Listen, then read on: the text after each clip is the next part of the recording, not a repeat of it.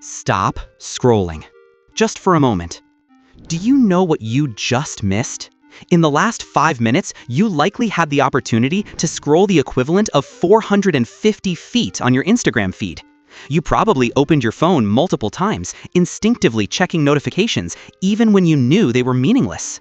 This isn't an accident. This is by design. Your attention is the most valuable commodity on Earth.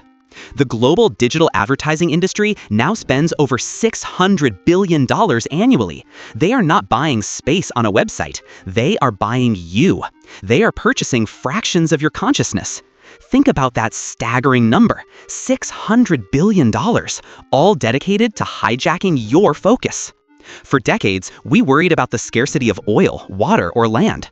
Today, the truly scarce resource is none of those things. It is your mind. The entire system is built on one core truth. If you aren't paying for the product, you are the product. But here's where it gets interesting. The payment structure isn't just money. It's your potential. It's your peace of mind. This deep dive will explain how a seemingly harmless shift in technology created a constant, aggressive war for your concentration. We will uncover the insidious mechanisms these platforms use. We will explore the heavy cost to society. And we will predict what happens next. How did we get here? To understand the trap, you must first understand the bait. The idea of trading attention for content is not new. It started simply. Radio needed listeners to sell soap. Television needed viewers to sell cars. But they operated on a clear, timed model. The show finished, the ad ended, and you got back to your life. This was the first iteration of the attention economy, fixed and manageable. Then came the internet, specifically Web 2.0. In the late 1990s and early 2000s, companies like Google and Facebook faced a monumental challenge. They offered powerful, addictive services, search, connectivity, for free. How could they make billions? The answer was brilliant and insidious: data.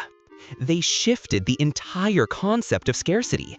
They didn't need you to buy anything right away. They needed you to stay. They needed you to generate data points. While early media companies sold time slots, modern platforms sell prediction. They sell the ability to predict what you will click, what you will buy, and even who you will vote for. Consider this concrete fact. Facebook, now Meta, generates over 97% of its annual revenue, tens of billions of dollars, from advertising targeted using your behavioral data. Ask yourself, how much of your private browsing history is truly worth to them? We accepted the trade without reading the fine print. Free access in exchange for unlimited surveillance. It felt like a fair bargain at the time, but here's where it gets truly unsettling. The platforms didn't just passively receive attention. They became active engineers of addiction. They learned exactly how to hack the most primitive part of your brain. The tools are algorithms, but the target is your biology. Digital platforms don't want satisfaction. Satisfaction means you close the app. They want craving. They achieve this through what behavioral scientists call the variable reward schedule. Think of a slot machine. You pull the lever, sometimes you win, sometimes you don't. That very unpredictability keeps you pulling. The scroll functions the same way. You refresh your feed. You don't know if the next post will be mundane or highly stimulating. That uncertainty, that burst of dopamine anticipating a reward, locks you in. This is why notifications use red dots. Red signifies urgency. It creates a subtle anxiety until you resolve the alert. We are spending on average over 7 hours a day consuming digital media. That's more than 40% of your waking life being fed into the attention machine. The platforms optimize for one metric above all others: engagement. And engagement doesn't mean happiness. It means time spent looking at the screen. It means micro-hesitations. If you pause for half a second longer on a post, the algorithm learns. It identifies your vulnerability.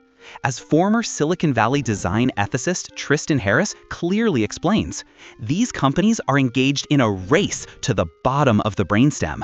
They are using your own psychology against you. This is the great contrast statement of our era.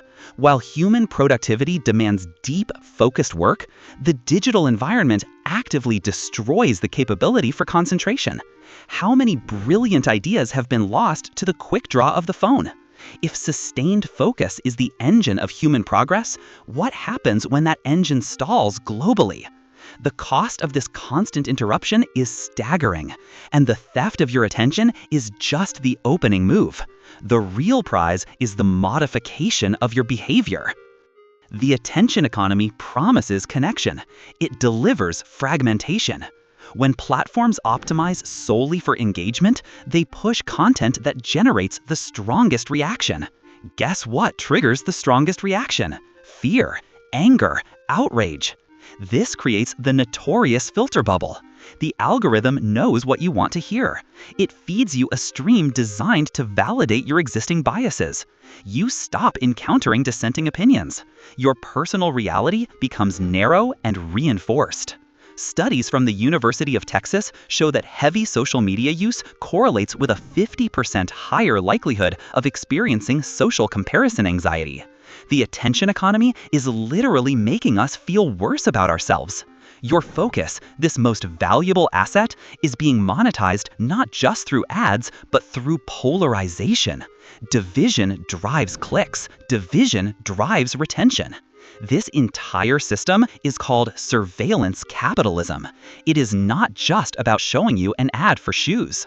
It is about preemptively guiding your actions. It is about using predictive models to shift your preferences before you even know they've shifted. Imagine a corporation knowing you are about to get pregnant before you tell your spouse. This has happened.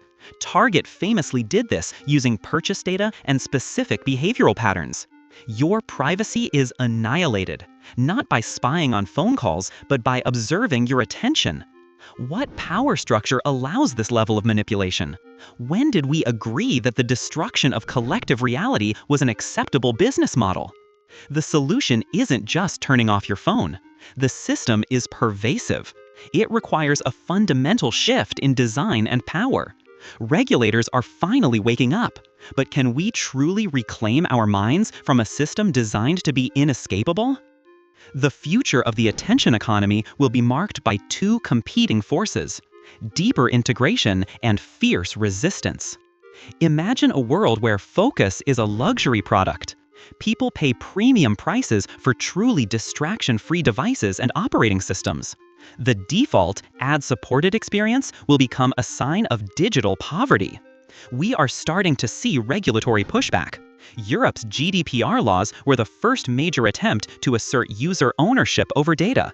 Some lawmakers are even proposing an attention tax, taxing platforms based on the volume of behavioral data harvested, forcing them to find less exploitative business models. But regulation moves slowly. Your fight is immediate. The true battleground is personal. You must become the chief executive officer of your own attention. The first step is recognizing the game. The second is refusing to play by their rules. Use your phone like a tool, not a pacifier. Schedule your checks. Turn off all non-essential notifications. Be ruthlessly deliberate about what enters your mind. Remember this: your focus is the world's most valuable asset. If you treat your focus like cheap currency, the market will exploit you.